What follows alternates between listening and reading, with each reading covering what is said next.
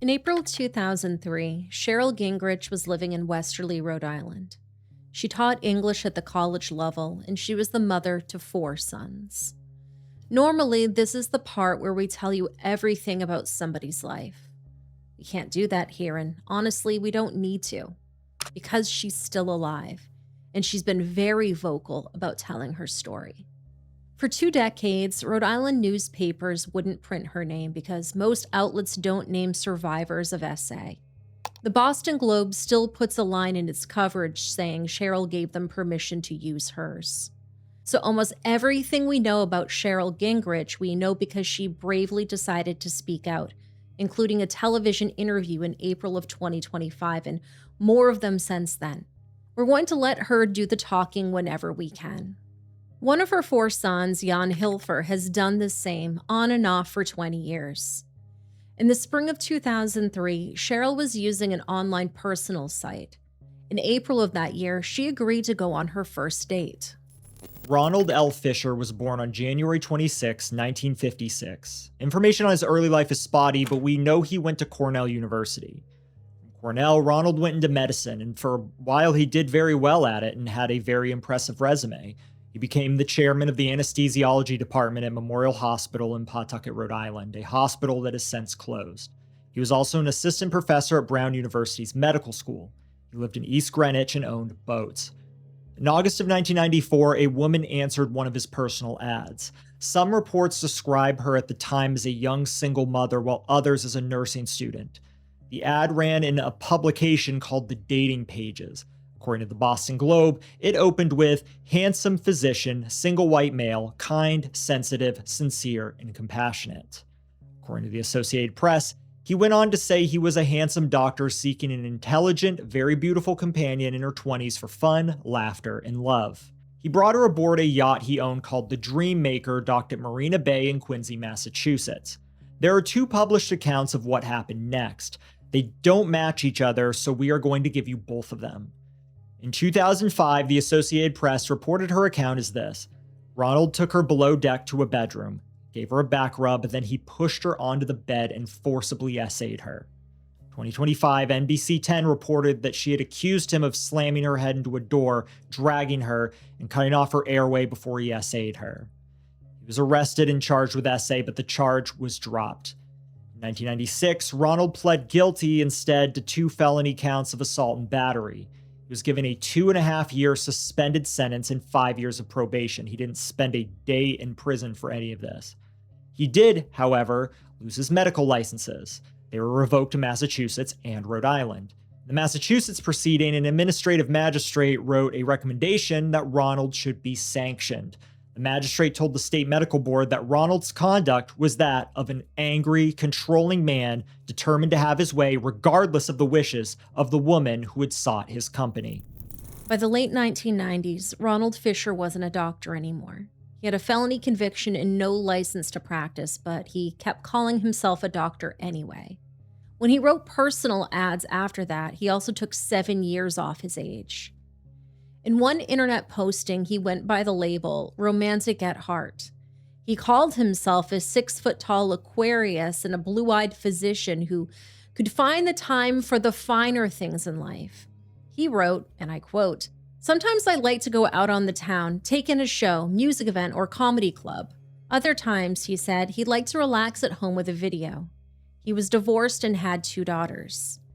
In the fall of 2002, a woman named Babette Augustine met Ronald for coffee at a Starbucks in East Greenwich after answering his ad in the local newspaper. Babette was the picture editor of the Providence Journal, and she went on the record about all of this in 2005. The man who showed up didn't match the ad. His face was weathered and pockmarked, and his hair was combed over. She said, "He put himself out there as someone who was very wealthy, very worldly and cultured." She called him a name dropper. She went back to his apartment anyway. She described the furniture there as bad Florida condo furniture that was meant to impress.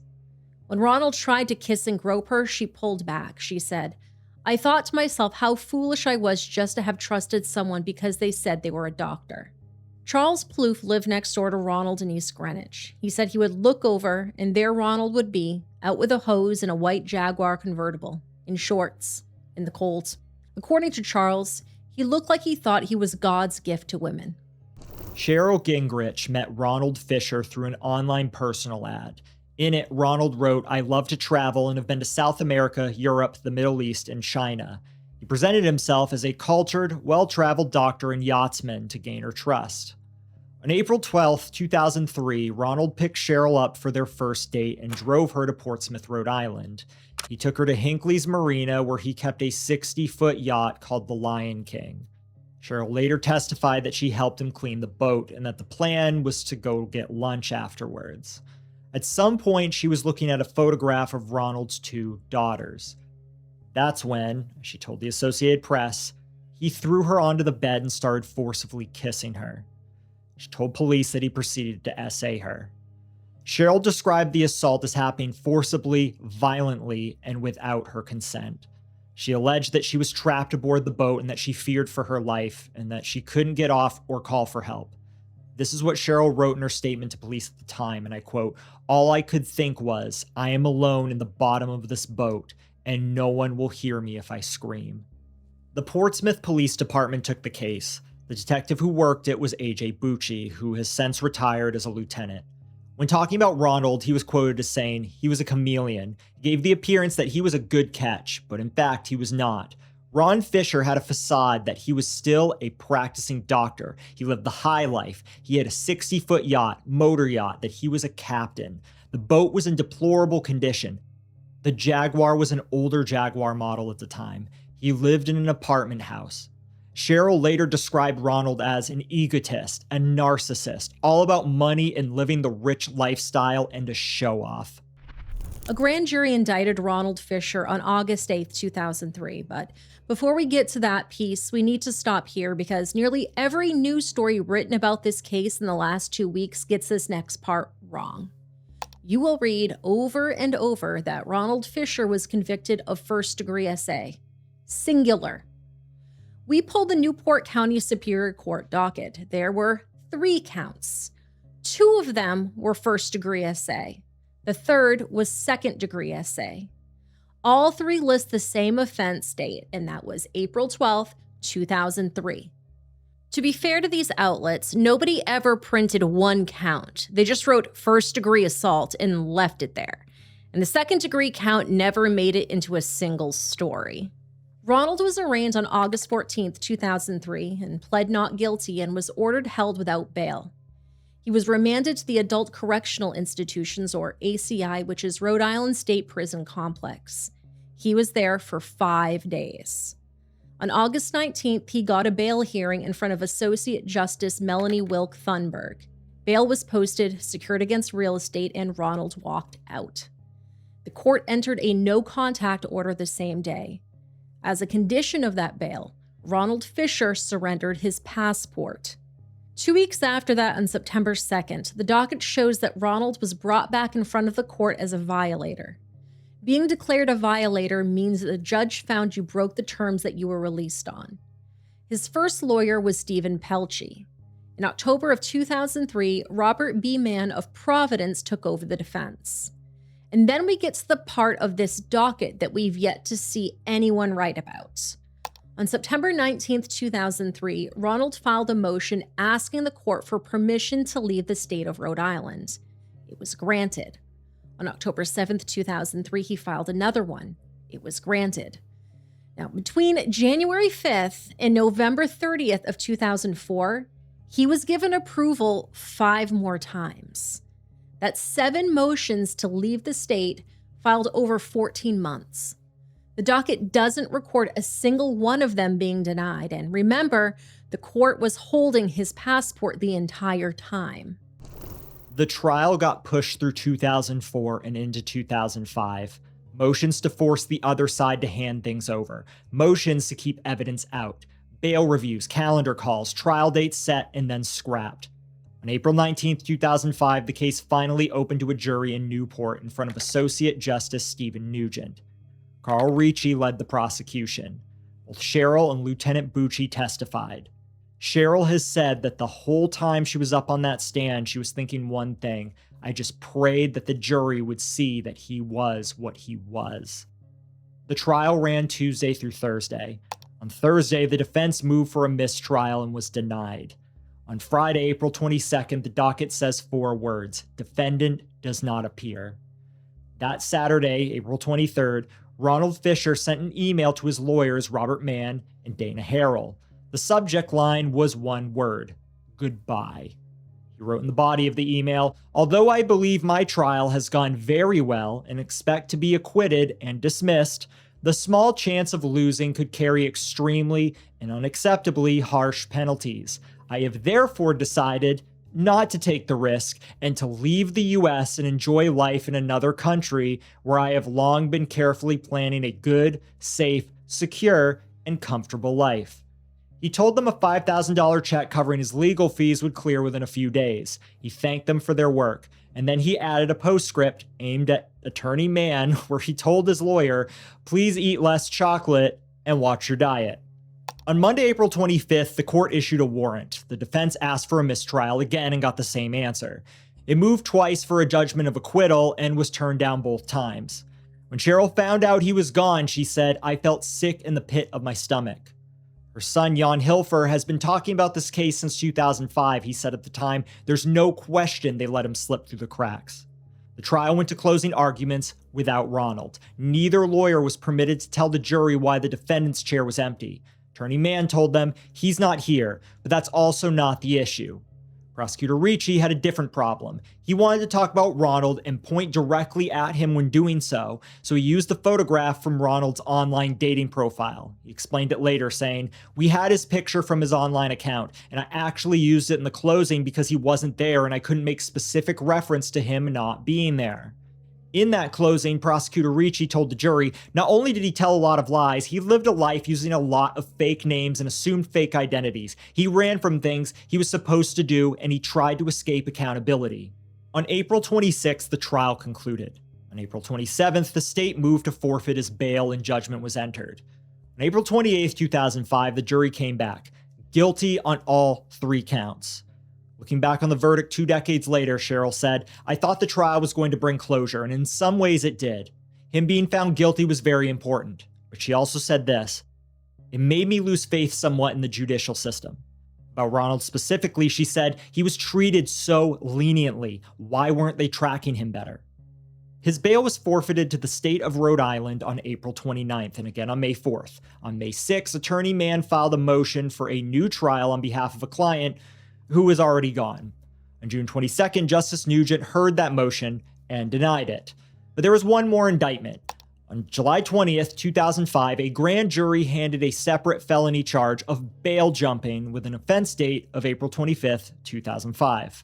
Michael Healy, a spokesman for the Rhode Island Attorney General's office, told reporters that in August of 2005, Ronald could spend the rest of his life in prison if he were caught. He also noted that although Ronald had surrendered his passport, it was possible that he was using phony documents. The docket shows status conference after status conference through the fall of 2005. Defendant doesn't appear, warrant outstanding, but the last entry from that era is November 4th, 2005. Then the file goes quiet for 16 years. Here's the thing that matters most about that docket, and it's the second place the news coverage got this case wrong. There is no sentencing entry, not in 2005 and not ever. You may have read multiple news outlets claim that Ronald Fischer was sentenced in absentia. We found nothing in court records to support this. What we did find is 3 guilty verdicts and nothing after them. Both of those cases sat open for 21 years. Ronald went onto the Rhode Island State Police list of the state's 10 most wanted fugitives. His profile listed 17 aliases. Described him as a master yachtsman, a world traveler, and internationally connected. It noted he had been featured several times on the television show America's Most Wanted. When investigators searched his East Greenwich house after he vanished, they found something in the basement. According to Lieutenant Bucci, what was very alarming to us at the time was we were searching his basement and high up into the ceiling, there was a drop ceiling. There were several books up there, books concerning how to conceal your identity. There were several books on establishing offshore accounts. His email had said he had long been carefully planning. The leads went in every direction and none of them landed. Prosecutor Ricci knew that Ronald had a daughter in college in upstate New York close to the Canadian border, and investigators wondered whether if he had stopped there on the way out. Somebody heard Brazil. Cheryl was told at one point that they were looking at Costa Rica. In 2009, the Providence Journal's W. Zachary Malinowski interviewed C.J. Wyant, a then deputy marshal for Rhode Island. He called the hunt for Ronald a worldwide search, saying, "The marshals and Rhode Island State Police are working on some leads right now. Every lead that we have, we are following up on. Fischer moves around, but not from country to country. He moves around the circles he knows and understands. People are unknowingly helping him. They don't know who he is or what he is wanted for." Lieutenant Bucci never understood how he stayed gone. In April of 2025, he said, "It surprises me with the technology that's out there, his ties back to Rhode Island with family." Carl Ricci, the prosecutor, is now a criminal defense lawyer, but he didn't stop running into Ronald Fischer, so to speak, because Ronald's face was up on the most wanted display at local police departments and he would see it. He said he would think to himself, "Oh, that picture, I remember that guy." Cheryl, in the meantime, wasn't moving on because she couldn't move on. She was treated for PTSD and developed agoraphobia, a fear of leaving her own home.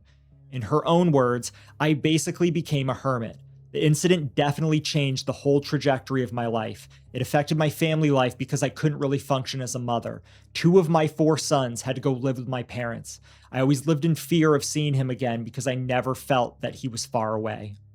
At one point, boarding a plane, she was certain that she was standing next to him. She said, "I was positive it was him. I got to the point where I was standing next to him and I was sweating bullets." While all of this was going on, Cheryl did something that has never turned up in any of the coverage of this case. We only know about it because it was sitting in the Rhode Island court records. On April 11th, 2006, 1 year after Ronald disappeared and 1 day short of 3 years after the assault, Cheryl Gingrich sued him. The case was filed in Washington County Superior Court by an attorney named Thomas Bruzzese. It was a personal injury claim, and she demanded a jury. You can't sue a man you can't find. 2 weeks in, her lawyer filed a subpoena. In June of 2006, a hearing was set in front of Associate Justice Alan Rubine on a motion for alternative service. That is what you file when a defendant can't be handed the papers the normal way because no one on earth knows where he is. And that's the end of the docket. The case sat untouched for 10 years. Then on April 28th, 2016, the case was marked closed. 10 years after she filed it, nobody ever managed to put the papers in his hand. Somewhere in those years, Ronald Fischer became Richard Graydon. Federal investigators now believe he was using that name by at least 2017 and that he was living in the New York area. In 2017, Richard Graydon self-published a book. It's called The Genetic Risks of Cancer, The Effects of DNA, Genomics, and Inheritance on Aging and Survival. In October of 2022, Atassa Therapeutics, a clinical stage drug company in Seattle, Washington that works mainly on breast cancer treatments, announced that it had retained Dr. Richard Graydon as its interim chief medical officer. Atassa told the market that Dr. Graydon had come to them from Johnson & Johnson, where he had been a senior director in clinical development for their subsidiary company, Janssen Pharmaceuticals. It credited him with the 2022 approval of a CAR T cell therapy for multiple myeloma, plus a handful of other drugs. For Janssen, the release said he had run early and late-stage work at Daiichi Sankyo on a targeted therapy for acute myeloid leukemia. It put his specialty training at Harvard's Massachusetts General Hospital, put his MD and PhD at Stanford, and then it said at the end of it, undergraduate degree in chemical engineering at Cornell, which is where Ronald Fischer did his undergrad. Atassa's chief executive, Stephen Key, said in the announcement, "We are privileged to welcome Richard to Atassa, where his deep experience in CAR T cell therapy fits well with our current strategic direction as we explore our opportunities in cell therapy." The release also said Dr. Graydon would devote all of his professional time to the Atassa clinical programs. When NBC 10 in Providence called Atasa about it this month, the company said that Dr. Graydon had been an independent contractor for less than 2 weeks in 2022 and didn't answer any follow-up questions. Atasa has since taken the announcement off its website. On March 30th, 2026, Immix Biopharma, a company based in West Los Angeles, put out a press release announcing it had finished enrolling patients in a late-stage trial of a cell therapy for a rare blood disorder called AL amyloidosis. Buried in that same release was a second announcement. The company had brought on a new chief medical officer, specifically to help to get the drug across the finish line with the FDA. The new chief medical officer was Dr. Richard Graydon. Immix told its shareholders it had brought on a board-certified hematologist/oncologist with over 20 years of experience in clinical development, most recently at Merck & Company and Johnson & Johnson. The release credited him with the regulatory filings behind 7 approved drugs. 4 of these drugs mentioned are among the best-selling cancer medicines on Earth. Johnson & Johnson told NBC 10 it never employed anyone by that name. Merck & Company simply didn't respond. 2 publicly traded drug companies handed senior clinical leadership to a man whose resume nobody appears to have called a single reference on. He had an active federal warrant, he had revoked medical licenses in 2 states, his real name was on a state police most wanted page with his photograph on it. So how did this happen? Truly, this is the most bizarre thing to me about this whole case. I am just a medical coder, and I get my credentials checked anytime I so much as show interest to a staffing agency. You mean to tell me that a rural hospital in Maine does more due diligence for a coder than 2 publicly traded drug companies for a chief medical officer position? Especially when this guy is claiming he's responsible for Darzalex, which last I checked, and any oncologist watching, correct me if I'm wrong, the go-to drug for treating multiple myeloma. What are we doing? Look at this snapshot of the Immix website I pulled up in the Wayback Machine. This is from July 3rd, 2026. He is the 5th person listed. If they aren't calling references on their chief medical officer, who are they calling references on? I would have a very hard time believing that this is the first time either of these companies have been sloppy if they screwed up this badly. These are companies responsible for making cancer drugs. Surely we should expect that they make sure that the people working on those drugs are actually qualified to make these drugs. I could go on forever about whether or not companies like this care more about profits than making the best drug possible to save someone's life, but negligence like this in not 1, but 2 companies is alarming, and I hope both of them are put under the microscope about exactly how they are vetting the people working for them. In the second week of July of 2026, the FBI got a tip. WPRI in Providence reported that it came from an online sleuth. Multiple agencies spent 48 hours running it down and connected Richard Graydon to Ronald Fischer. Supervisory Deputy U.S. Marshal Eldon De Silva said once they focused on the Dr. Graydon identity, they found his location by linking him to sailing, to his boat, and to a yacht club. 21 years, 17 aliases, a fabricated medical career. And in the end, they got him on boats, the one thing he would not give up. Task force members went to a marina in Jersey City, New Jersey, and set up surveillance. On the morning of Thursday, July 16th, 2026, the Coast Guard told them the boat was moving. The boat was a 56-foot sailing vessel called the Silver Lining, registered to Richard Graydon. Working off a 45-foot Coast Guard response boat, Deputy U.S. Marshals and Coast Guard personnel intercepted the vessel about an hour offshore. Ronald was taken into custody without incident on a federal warrant for unlawful flight to avoid prosecution. They brought him into the Coast Guard station in Staten Island and handed him over. Under questioning, he told them he was Richard Graydon, and he kept telling them that until they ran his fingerprints. First Assistant United States Attorney Charles Kalinda said, "You can run, but you cannot hide from justice." He credited the task force, the Marshal Service, the federal, state, and local partners, and the prosecutors in his own office, and said Ronald will now return to Rhode Island to face the consequences he sought to evade for more than 20 years. When Ronald was brought into court in New York, prosecutors said his Connecticut driver's license in the Graydon name was invalid. Supervisory Deputy U.S. Marshal Justin Carvalho said Ronald had been in touch with his 2 daughters on and off across the past 15 years. When asked whether or not either woman was under investigation, he wouldn't answer the question. reporter did go to one of their homes in East Greenwich, where she declined to comment. Neither daughter has said a word publicly, and no agency has said whether either of them is being looked at as of the date of this recording. Immix Biopharma fired Richard Graydon on Friday, July 17th. The Rhode Island State Police had announced the arrest the night before. On Monday, July 20th, the company filed an 8K with the Securities and Exchange Commission. It said he was terminated for reasons unrelated to his activities at the company, and that given his short tenure, management believed there was no material effect on the business. His biography came down off the company's website. March 30th press release announcing his hiring was pulled off the internet. We won't forget, however. The same day that filing went up, a Boston law firm, Block & Leavitt, announced it was investigating whether Immix or any of its executives had violated federal security laws, as they should. The next day, the Portnoy law firm announced an investigation of its own. Ronald was held at Rikers Island in New York, where he waived extradition. Rhode Island authorities collected him and brought him back. And then he was processed at the ACI, the same state prison complex where he had spent 5 days back in August of 2003. Monday morning, July 27th of 2026, Ronald Fischer was walked into Newport County Superior Court. It was the same courthouse he had walked out of 21 years prior. Associate Justice William Carnes Jr. watched him come up to the bench. Ronald confirmed that he was Ronald Fischer and that he didn't have a lawyer.